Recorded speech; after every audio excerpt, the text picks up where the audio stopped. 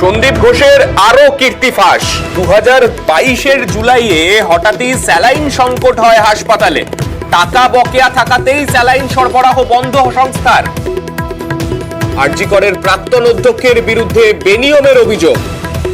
আমাদের সঙ্গে রয়েছেন আমাদের প্রতিনিধি অভিজিৎ। অভিজিৎ, ঠিক কি কি অভিযোগ এই সন্দীপ ঘোষের নামে আরো নতুন করে সামনে আসছে?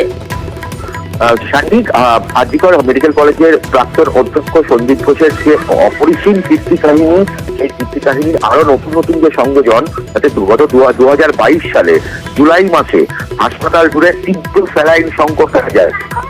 ট্রমা কেয়ার সেন্টারে যেখানে দুর্ঘটনাগ্রস্ত ব্যক্তিদেরকে আনা হয়, সেখানে পর্যন্ত একদম একটা বোতলও স্যালাইন ছিল না। এবং সেই সময় জানা যায় যে স্যালাইন সরবরাহকারী যে সংস্থা, তাদেরকে মাসের পর মাস টাকা বন্ধ রাখা হয়েছে। তার ফলে তারা এক প্রকার বাধ্য হয়ে স্যালাইন সরবরাহ বন্ধ করে দেয়। এবং সেই সময় শোরগোল পড়ে যায় গোটা হাসপাতাল জুড়ে যে কিভাবে এই এত স্যালাইনের ব্যবস্থা করা হবে। তারপরে অবশেষে কামারহাটি সাগর দত্ত মেডিকেল কলেজ এবং কলকাতা মেডিকেল কলেজ থেকে সেখান থেকে স্যালাইন আনিয়ে সেই সময় সংকট সামাল দেওয়া হয়। কিন্তু সেই সময় অভিযোগ ওঠে যে দিনের পর দিন ধরে সন্দীপ ঘোষ ওই সরবরাহকারী সংস্থার টাকা আটকে রেখেছিলেন এবং সেই টাকা বিনামে হয়তো তুলেও নেওয়া হয়েছিল, কিন্তু সে বিষয়ে পরবর্তীকালে তদন্ত সম্পূর্ণ বন্ধ হয়ে যায়। এখানেই শেষ নয়, গত বছর জানুয়ারি মাসে তৎকালীন ফরেন্সিক মেডিসিন বিভাগের প্রধান ডক্টর সোমনাথ দাস অভিযোগ করেন যে চারটি মৃতদেহ হাসপাতালের মর্গে। অভিজিৎ, তুমি আমাদের সঙ্গে থাকো, যে কথা তুমি বলছো সেই আপডেটের দিকেই নজর রাখবো। মৃতদেহ লোপাট, সেই মৃতদেহ লোপাটের ক্ষেত্রেও সন্দীপ যোগ। 2023-এর জানুয়ারিতে মর্গ থেকে 4টি দেহ লোপাট। ফরেন্সিক ওয়ার্কশপের জন্য মৃতদেহ ভাড়ার অভিযোগ। আমাদের সঙ্গে অভিজিৎ রয়েছেন। অভিজিৎ, যেটা তুমি বলছিলে, অর্থাৎ এই মৃতদেহ সেটাও একেবারে হাপিস হয়ে যাচ্ছে এই হাসপাতাল থেকে। কি ঘটনা ঘটেছিল একটু বিস্তারিত জানতে চাইবো। সান্নিক, মানে কোনো কিছু বাদ দেয়নি হাসপাতালের, মানে আলপিন থেকে বলা যেতে পারে মৃতদেহ ও সব কিছুতেই সন্দীপ ঘোষ। এবং হাসপাতালের মর্গে যে সমস্ত মৃতদেহ, সেই মৃতদেহগুলোর ময়নাতদন্তের পর পরিবারের হাতে তুলে দেওয়া হয়। অনেক ক্ষেত্রে পরিবার যদি খোঁজ না থাকে, বেওয়ারিশ হিসাবে সেগুলো কিছুদিন রাখার পর সেগুলোকে পুড়িয়ে ফেলা হয়। কিন্তু এক্ষেত্রে চারটি মৃতদেহ তাদের ময়নাতদন্তের পর সেই দেহগুলো লোপাট করা হয় বলে অভিযোগ। পরিবার অভিযোগ করেন যে তারা তাদের প্রিয়জনের মরদেহ পাননি, হাতে পাননি। এবং সেই সময় যেটা অভিযোগ হয়, তৎকালীন সেই সময়কার যিনি ফরেন্সিক মেডিসিনের বিভাগীয় প্রধান ডক্টর সোমনাথ দাস, তিনি লিখিত অভিযোগ করেন যে মৃতদেহের যে রেজিস্টার, সেই রেজিস্টার অব্দি লোপাট করা হয়েছে। এবং সেই অভিযোগ খোদ সন্দীপ ঘোষের বিরুদ্ধেই করা হয়েছিল। এবং সন্দীপ ঘোষের নির্দেশেই নাকি সেই মৃতদেহ ভাড়া দেওয়া হয়েছিল অন্য রাজ্যের একটি মেডিকেল কলেজে ডেমনস্ট্রেটের জন্য, অর্থাৎ ময়নাতদন্তের জন্য সেখানে ওয়ার্কশপের জন্য ভাড়া দেওয়া হয়েছিল, এমনটাই অভিযোগ। অভিজিৎ, তুমি আমাদের সঙ্গে থাকো, মানে একের পর এক অভিযোগের কথা তুমি বলছো। আরো একটা অভিযোগের তথ্য সেটাও দিয়ে রাখবো।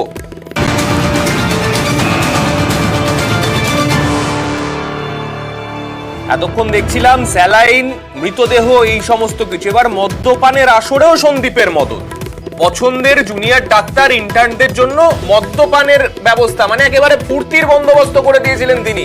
ঠিক কি করতেন তিনি সেখানে, কি ভূমিকা ছিল তার? অভিজিৎ, তোমার থেকেই জানতে চাইবো।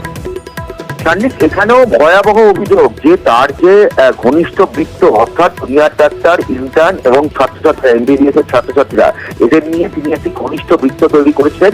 এবং এই ছাত্রছাত্রীদেরকে তিনি জেদার ফুর্তির ব্যবস্থা করতেন। নিয়মিত রাতে হাসপাতালের যে গেস্ট হাউস রয়েছে, সেই গেস্ট হাউস যেখানে এদের থাকারই কথা নয়, সেখানে এই জুনিয়র ডাক্তার, ইন্টার্ন ছাত্রছাত্রীদেরকে নিয়ে মদের আসর বসত। এবং সেখানে একের পর এক বোতলের পর বোতল মদ সাপ্লাই করা হতো এবং গোটাটাই সন্দীপ ঘোষ করাতেন, এমনটাই অভিযোগ। এবং সেখানেই শেষ নয়, যখন হাসপাতালের যে ফেস্ট হতো, সেই ফেস্ট অর্থাৎ হাসপাতালের যে বার্ষিক অনুষ্ঠান, সেই বার্ষিক অনুষ্ঠানের আগে পরে জেদার ফুর্তির ব্যবস্থা করা হতো। খাবারের প্যাকেট থেকে শুরু করে মদ্যপান এবং অন্যান্য নেশার যাবতীয় বস্তু, সেগুলো সবটাই যোগান দিত সন্দীপ ঘোষ, এমনটাই অভিযোগ। কারণ এই যে ঘনিষ্ঠ বৃত্তের যে ছাত্রছাত্রীদের, এদেরকে হাতে রাখার জন্য তিনি সমস্ত রকমের চেষ্টা করতেন।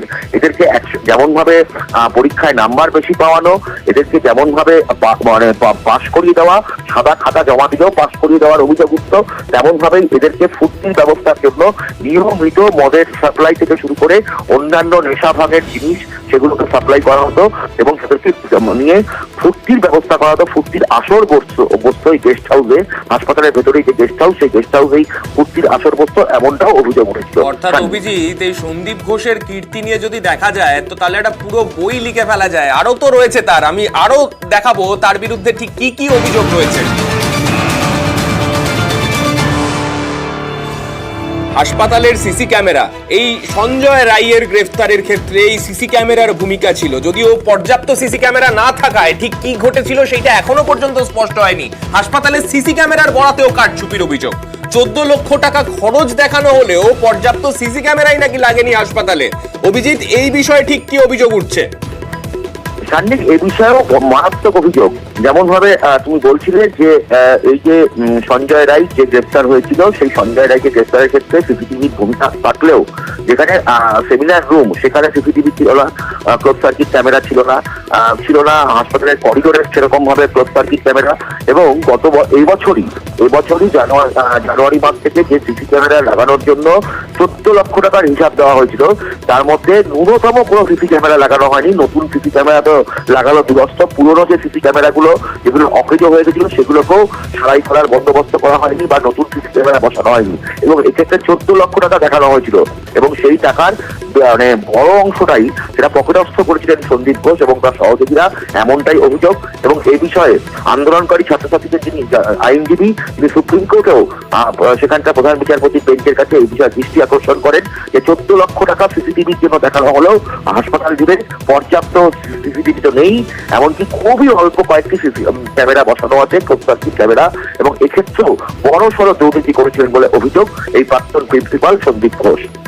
অর্থাৎ তুমি যেরকম বলছিলে আলপিন থেকে মৃতদেহ, সিসি ক্যামেরা থেকে স্যালাইন, যাতে দেখা যাবে সন্দীপ ঘোষের ভূমিকা কিন্তু এই হাসপাতালের সবকিছুর মধ্যেই ছিল। অনেক ধন্যবাদ তোমায় অভিজিৎ।